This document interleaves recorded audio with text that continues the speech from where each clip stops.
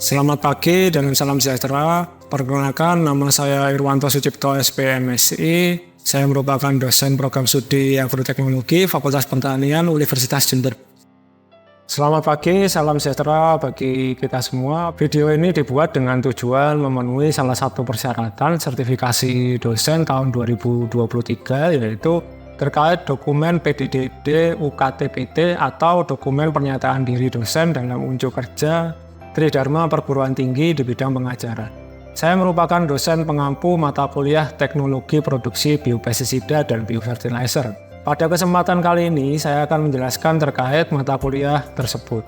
Mata kuliah Teknologi Produksi Biopestisida dan Biofertilizer memiliki kode PRE 1537. Mata kuliah ini diajarkan pada semester 5 dengan bobot 2 SKS yang terdiri dari 1 SKS tatap muka dan 1 SKS praktikum. Capaian pembelajaran pada mata kuliah Teknologi Produksi Biopestisida dan Biofertilizer diuraikan sebagai berikut. Untuk capaian pembelajaran lulusan atau CPL itu terdiri dari CPL 6 dan CPL 8, yaitu untuk CPL 6 mampu menyampaikan hasil analisa, gagasan, pemikiran dengan pesan yang jelas, teknik yang benar, dan sikap yang baik. Untuk CPL 8, mahasiswa mampu merancang dan mengimplementasikan praktek pertanian yang baik atau good agricultural practices yang didukung oleh pengetahuan dan teknologi serta data dan analisis informasi.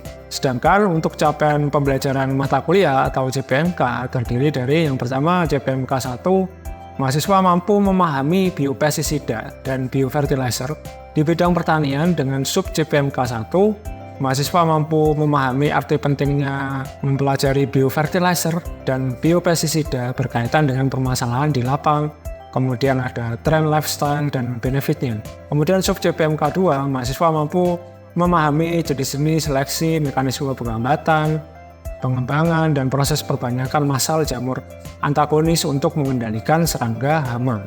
Untuk sub CPMK 3, yaitu mahasiswa mampu memahami definisi, tahapan eksplorasi, pengembangan, dan mampu memproduksi pestisida nabati. Kemudian untuk sub CPMK 4, mahasiswa mampu memahami definisi, tipe, jenis feromon, dan mampu membuat feromon itu sendiri.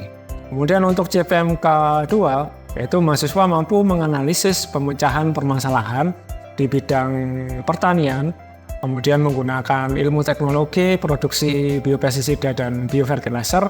Dengan sub CPMK 1, yaitu mahasiswa mampu memproduksi masal predator. Kemudian untuk sub CPMK 2, mahasiswa mampu memproduksi masal parasitoid. Kemudian untuk sub CPMK 3, mahasiswa mampu memahami dan memproduksi perbanyakan agen hayati berupa entomopatogen. Kemudian untuk sub CPMK 4, mahasiswa mampu memahami dan memproduksi bakteri fiksasi nitrogen sebagai biofertilizer itu sendiri. Kemudian untuk sub CPMK 5, mahasiswa mampu memahami dan membuat perbanyakan PGBR sebagai biofertilizer. Kemudian untuk sub CPMK 6, mahasiswa mampu memahami dan membuat kompos untuk biofertilizer.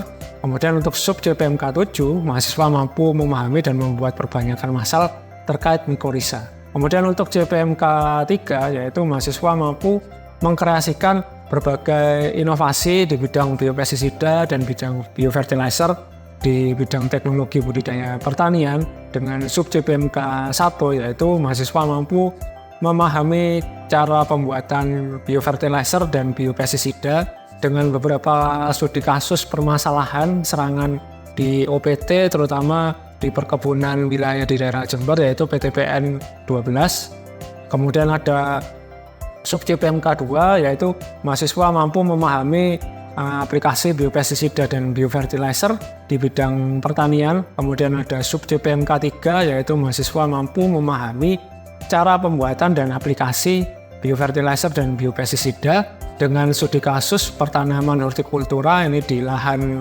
kelompok tani kita, yaitu Margo Makmur 1. Kemudian ada pun deskripsi untuk mata kuliah ini, yaitu mata kuliah ini khususnya dirancang bagi mahasiswa program studi agroteknologi yang mempelajari konsep dasar tentang pengertian teknologi produksi dan ruang lingkup dari biopestisida dan biofertilizer yang meliputi Yang pertama yaitu biopestisida yang memiliki bahan aktif berasal dari mikroba, kemudian dan biopestisida yang memiliki bahan aktif yang berasal dari bahan nabati.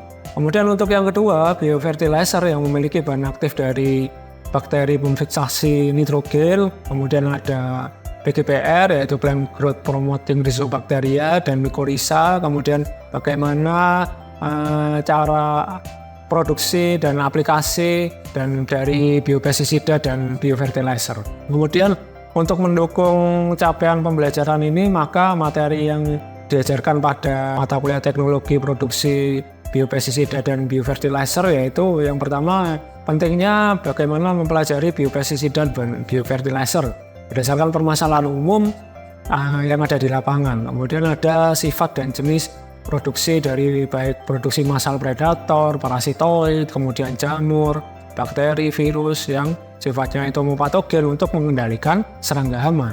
Kemudian untuk yang kelima yaitu ada jenis-jenis seleksi, pengembangan, dan proses perbanyakan massal agen antagonis dari bakteri antagonis yang berfungsi untuk mengendalikan patogen tumbuhan. Kemudian ada jenis-jenis seleksi, mekanisme penghambatan, ya baik dari parasitisme, lisis, antibiosis, kompetisi, induksi, ketahanan, pengembangan, dan proses perbanyakan massal dari agen antagonis itu sendiri, khususnya jamur antagonis yang digunakan untuk mengendalikan hama dan patogen tumbuhan. Kemudian untuk yang ketujuh ada definisi, kemudian tahapan eksplorasi, bagaimana cara mengembangkan pestisida nabati, kemudian bagaimana cara memproduksinya juga. Kemudian untuk yang kedelapan terkait jenis-jenis dan produksi perbanyakan massal, bakteri fiksasi nitrogen. Kemudian untuk yang 9 ada definisi karakterisasi manfaat PGPR yang gunanya sebagai biofertilizer. Kemudian ada interaksi Plant Growth Promoting Rhizobacteria dengan tanaman itu sendiri. Kemudian untuk yang ke-10 ada peranan kompos sebagai biofertilizer. Kemudian ada proses pembuatan kompos. Kemudian untuk yang 11 ada mutualisme akar dengan Mycorrhiza. Kemudian proses-prosesnya itu juga bagaimana, termasuk proses perbanyakannya. Kemudian untuk yang ke-12 ada cara aplikasi biofertilizer dalam bidang pertanian. Untuk yang ke-13 ada definisi jenis feromon, kemudian contohnya ada feromon yang digunakan ada sebagai biopestisida dan proses produksinya.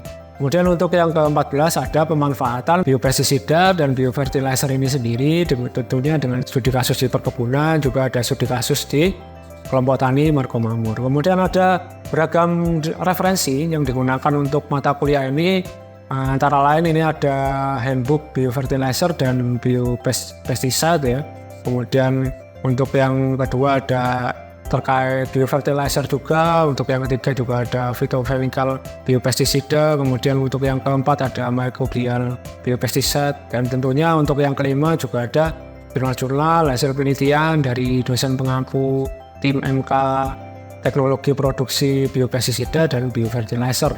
Kemudian untuk pada pelaksanaan praktikum ini akan difokuskan pada pengamatan dan praktek-praktek dasar dalam teknologi biopestisida dan biofertilizer untuk meningkatkan soft skill mahasiswa yang akan berfokus pada kerja kelompok dalam pelaksanaan dan pembuatan laporan. Sedangkan dalam pretest dan responsi akan dilakukan secara mandiri sebagai salah satu bentuk penilaian dalam praktikum. Kemudian adapun perkuliahan dilaksanakan secara luring dengan di ruang pembelajaran Fakultas Pertanian yang didukung dengan media pembelajaran atau MMP dan grup Telegram sebagai media komunikasi. Kemudian sebagai bahan penilaian dalam perkuliahan maka diterapkan komponen penilaian sebagai berikut. Ada beberapa ya, mulai dari komponen metode penilaian dari pertemuan kedua sampai ke-16, baik ada tugas terstruktur, kemudian ada juga studi kasus, di mana tiap persentasenya juga berbeda-beda ya. Kemudian juga untuk CPMK-nya ini menjawab mulai dari CPMK 1, CPMK 2, juga ada CPMK 3 ya, di mana untuk medianya ini ada pembuatan makalah kelompok, kemudian ada review jurnal, kemudian ada pembuatan presentasi juga. Kemudian untuk mata kuliah teknologi produksi biopestisida dan biofertilizer juga sudah sesuai dengan kurikulum berbasis outcome atau yang disingkat dengan OBE, di mana mahasiswa didorong untuk terlibat secara aktif dalam pembelajaran dengan mengacu pada pembelajaran yang jelas telah dijelaskan di awal. Sehingga penilaian pada MK ini tidak lagi menggunakan sistem ujian tengah semester dan ujian akhir semester, yang biasanya dilakukan hanya 2 kali. Namun penilaian didasarkan pada capaian itu sendiri, di mana pada mata kuliah ini pengukuran capaian dilakukan pada tiap pertemuan berdasarkan tugas yang telah diberikan. Untuk mendukung kegiatan belajar mengajar, maka dosen dan mahasiswa didukung oleh beberapa layanan dari universitas. Yang pertama yaitu ada Sister, atau yang kita kenal Sistem Informasi Terpadu sebagai pusat layanan yang saling terintegrasi antara dosen, mahasiswa, operator, pimpinan untuk kegiatan akademik. Kemudian ada MMP atau Media Manajemen Pembelajaran sebagai layanan pembelajaran yang mendukung sharing materi, penugasan, penilaian, dan yang lainnya. Kemudian ada Sijamu, yaitu di tempat kami Universitas Jember ada Sijamu untuk Sistem Informasi Penjaminan Mutu, di mana ini ada layanan evaluasi perkuliahan berbasis JPL dan JPMK. Demikian pemaparan materi teknologi produksi biopestisida dan biofertilizer yang juga tercantum dalam rencana pembelajaran semester. Berikutnya adalah bagian dan proses pembelajaran tatap muka yang dilakukan secara offline atau luring. Selamat menyaksikan. Oke, terima kasih atas kehadirannya. Selamat pagi. Pada pertemuan kali ini kita memasuki ke pertemuan ke-6, yaitu terkait biopestisida di mata kuliah Teknologi Produksi Biopestisida dan Biofertilizer. Nah, untuk yang pertama ini ada gambar penampakan terkait penampakan akar. Nah, kalau kita lihat di sini, ini kan ada gambarnya terkait akar ya. Ini gambarnya akar nih. Ini juga gambarnya akar juga, cuma lebih mendetail ya. Kemudian ini ada beberapa mekanisme. Ini ada quorum sensing, kemudian siderofor, kemudian ada biosidal volatil, kemudian ada enzim litik, kemudian ada faktor virulen dan antibiotik. Nah, kalau kira-kira melihat dari sini, apa yang kalian bayangkan dari slide pertama ini? Kalau menurut saya, yang saya lihat dari gambar ini adalah gambar dari ekosistem yang ada pada akar. Jadi, ekosistem itu kan tidak hanya ada yang di atas tanah saja, tapi juga ada yang di bawah akar. Nah, gambar ini menunjukkan bahwasannya ada suatu ekosistem yang di bawah akar yang juga harus diperhatikan. Kalau yang dilihat dari gambar itu kan ada warna hijau, kuning, merah, dan lain sebagainya. Itu kalau menurut saya itu adalah gambaran mikroba atau makhluk hidup yang ada di dalam tanah. Jadi yang saya lihat adalah ini adalah gambaran dari ekosistem yang ada di dalam tanah, gitu Pak. Oke, ya sebenarnya ini memang gambaran tentang mikroba ya. Ini juga ada terkait Rhizobium ya.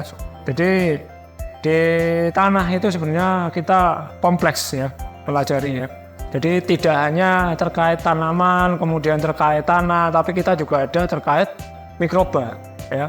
Cuma mikroba di sini tuh banyak. Ada mikroba yang menguntungkan, juga ada yang mikroba bertindak sebagai patogen, ya.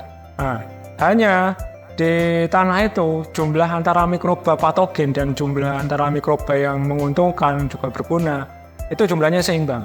Dan sebenarnya tanpa kita melakukan apapun, mereka itu hanya saling menekan.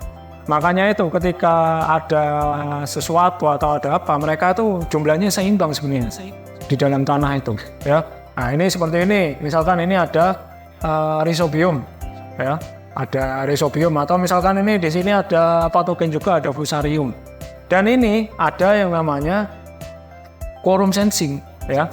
Jadi mekanisme mikroba itu ada namanya quorum sensing. Jadi dia itu sebenarnya merasakan ya. Jadi ketika sudah cukup, ketika populasinya sudah cukup, misalkan pada patogen, dia akan melakukan penyerangan ke tanaman.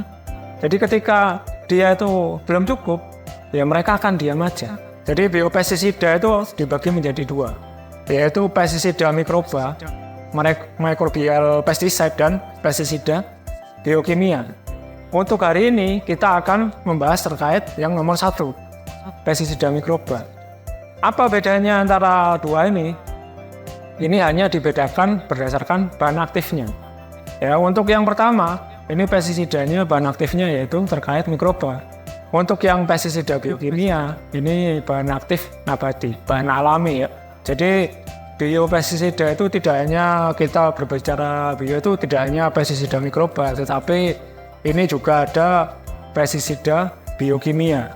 Nah kemudian untuk yang pertama, untuk mekanismenya ini ada produksi metabolit beracun ya. Jadi yang namanya produksi metabolit beracun ini bisa kita lihat ya. Jadi ini perlakuannya kontrol ya. Ini hanya ada terkait patogennya aja ya. Ini kita bayangkan ini adalah patogen Fusarium ya. Nah ini dari bakteri ini dia itu mengeluarkan metabolit beracun bagi si cendawan ini sendiri ya. Nah oleh karena itu cendawannya dia tidak akan bergerak tumbuh ke samping sini ya.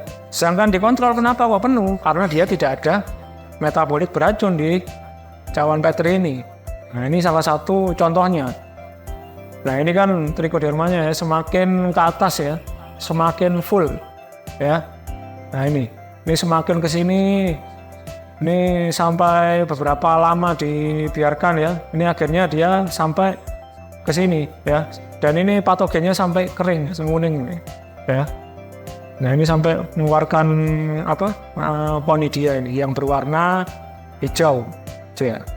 Nah itu sekilas gambaran terkait kalau kita lihat secara time lapse sebenarnya dari sini dia sama-sama memanfaatkan ya.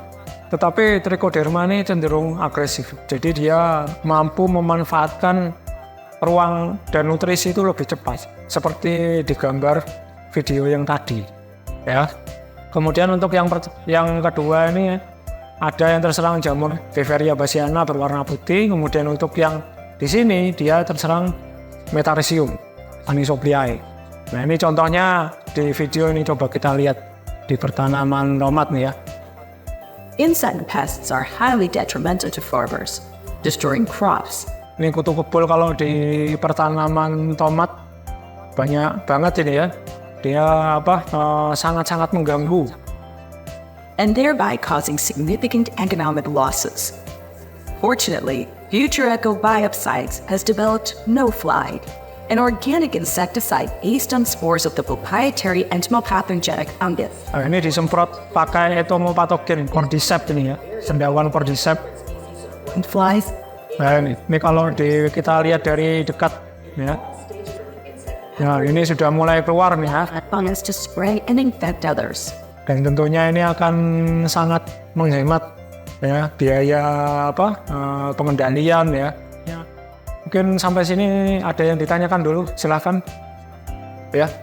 Saya mau bertanya ya Pak, itu kan serangganya itu kan jika disemprot sama entomopatogen itu kan berubah menjadi jamuran. Nah itu kalau misalkan yang disemprot itu yang predatornya juga itu apa juga kena ya? Sebenarnya yang namanya cendawan ya, baik Beveria, kemudian Metarhizium dan lain-lain, dia punya yang namanya spesifik inang ya.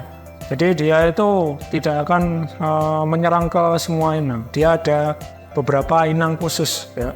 Makanya kita kalau misalkan ingin mengendalikan suatu hama serangga hama ya. Misalkan kita mau mengendalikan urat di tanaman tebu ya. Kita harus mencari entomopatogen yang menyerang urat itu sendiri ya. Jadi dia pasti punya kemampuan yang lebih cepat dalam melakukan penyerangan ke serangga hama ya. Karena dia sudah beradaptasi, dia sudah lebih cepat dalam kolonisasi ketika dia sudah melakukan serangan seperti tadi di video ya, dia lebih cepat melakukan kolonisasi. Tapi ketika kita melakukan melakukan isolasi dari inang yang lain, kemudian kita aplikasikan ke yang lain, ke serangga hama yang lain ya, inangnya berbeda, itu akan lebih lambat. Ya, makanya banyak referensi dari buku dan lain-lain, jurnal juga itu sudah menyarankan itu kita kalau mau melakukan isolasi itu lebih baik itu dari inang yang akan kita kendalikan ya. Misalkan kita mau mengendalikan pertumbuhan atau serangan dari urat ya, kita melakukan isolasi dari urat sendiri. ya. Ya jangan sampai kita melakukan mau mengendalikan uret tapi kita isolasinya dari walang sangit ya. Nah itu sangat jauh ya, kayak itu ya. Nah kemudian ini ada beberapa persyaratan ya, dalam pemilihan sebagai bahan aktif biopestisida. Jadi nggak semua itu dapat digunakan ya sebagai bahan aktif biopestisida. Nah, syaratnya apa? Yang pertama ini strain biokontrol yang sangat efektif harus dapat diperoleh ya. Nah ketika kita memperoleh jadi yang namanya mikroba itu harus bisa dikolonisasi dan diperbanyak ya. Karena sifatnya mikroba itu ada yang obligat. Jadi dia itu tidak dapat hidup selain di luar inangnya. Ya, pasti sudah mengenal yang namanya parasit obligat. Ya, dia pasti tidak dapat hidup ketika di luar inang. Makanya ketika kita melakukan penelitian atau percobaan, ya kita harus melibatkan inangnya atau tanamannya. Ya itu. Nah, kemudian pastinya tidak patogenik terhadap tanaman inang. Nah, ini contohnya ketika kita melakukan screening. Nah, ini misalkan ada mikroba A, B, C, D. Nah, ini dilihat. Ini yang masih memiliki pertumbuhan yang sehat yang mana? Oh, ternyata yang C. Nah, ternyata yang C, berarti yang C yang kita ambil. Ya. Karena yang untuk yang lain ini pertumbuhannya bisa menjadi terhambat atau misalkan menjadi layu bahkan sampai mati ya. Itu ya. Nah, kemudian untuk yang kedua, produksinya yang tidak mahal dan agen formulasi dapat dikembangkan. Banyak yang misalkan kita melakukan istilahnya mengembangkan ya agen hayati tapi produksi yang dilakukan itu susah, kemudian bahan baku perbanyakan ataupun bahan baku media itu sulit didapat. Nah itu jangan sampai. Jadi ini produksi massal harus dapat menghasilkan perbanyakan massal dengan daya hidup yang sangat baik. Ya, karena tidak semua agen hayati, ya meskipun agen hayati itu sifatnya mampu memanfaatkan bahan organik, tapi dia tidak semua. Ya, dia tidak semua itu mampu memanfaatkan dengan cepat ya. Nah, misalkan trichoderma tadi sudah diketahui dia tumbuh dengan cepat, berarti dia dapat dimanfaatkan. Ya. Kemudian contohnya ini agar dapat berhasil sebagai agen pertanian ini harus yang pertama murah, dapat diproduksi dalam jumlah besar, kemudian viabilitasnya juga dapat dipertahankan. Ya, karena ini yang paling penting, terutama viabilitas. Ya. Oke, untuk tugas di pertemuan minggu ini kita ada review jurnal ya. Jadi ini ada beberapa niche agen hayati ya yang bisa kita gunakan sebagai biopestisida ya. Mulai dari Trichoderma polysporum, Konii ya, kemudian Pseudomonas dan lain-lain. Kalian cari jurnal terkait ini ya, terkait mikroba ini, kalian cari jurnal utamanya, kemudian kalian review dengan tambahan jurnal yang lain ya. Dan pastinya dicari alasan kenapa dia itu bisa digunakan sebagai biopestisida dan bahan-bahan apa aja yang mendukung untuk syarat pertumbuhan ini ya. Nah, ketika kita sudah tahu syarat pertumbuhan dari tiap mikroba ini, maka kita sudah selangkah lebih maju untuk melakukan pengembangan dari mikroba ini. Oke, sekian pertemuan kita kali ini untuk bab biopestisida ya. Jadi tugasnya juga sudah saya berikan untuk pertemuan minggu depan terkait biofertilizer. Jadi nanti akan ada beberapa subbahasan lagi ya, juga sedikit terkait biopestisida. Jadi kalian selama ini nanti akan juga bekerja sama secara kelompok juga dipelajari kembali ya. Karena minggu depan ada sedikit kaitannya biopestisida dengan biofertilizer. Ya, biofertilizer yang akan kita gunakan juga. Oke, itu aja dari saya. Terima kasih. Selamat pagi. Atas kehadirannya saya ucapkan terima kasih. Selamat pagi. Oke, untuk hari ini kita akan membahas terkait kebanyakan massal dari cendawan ya, sampai kita mendapatkan formulasi yang siap pakai ya. Jadi ini kita yang pertama biarkan di ruang negeri dulu ya. Kita menggunakan media tentunya kita sampai full dulu ya dari cawan Petri ini. Kemudian dari cawan Petri ini kita memakai media cair ya. Jadi media cair yang di fermenter tadi bisa kita ganti dengan ini di pojok ya.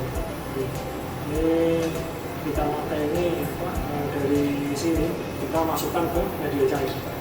Kemudian dari media cair kita kemudian masukkan ke beras jagung.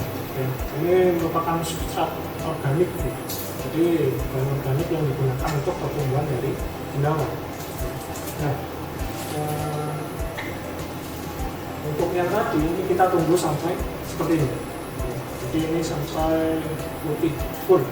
Ini contohnya, kira-kira seperti ini. Ya. Jadi ini sampai full, sampai putih full.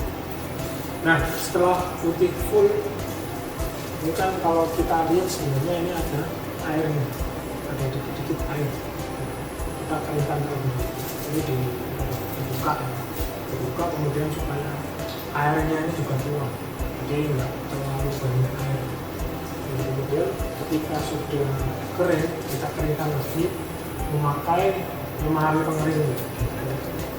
Ini sampai kering ya. Nah,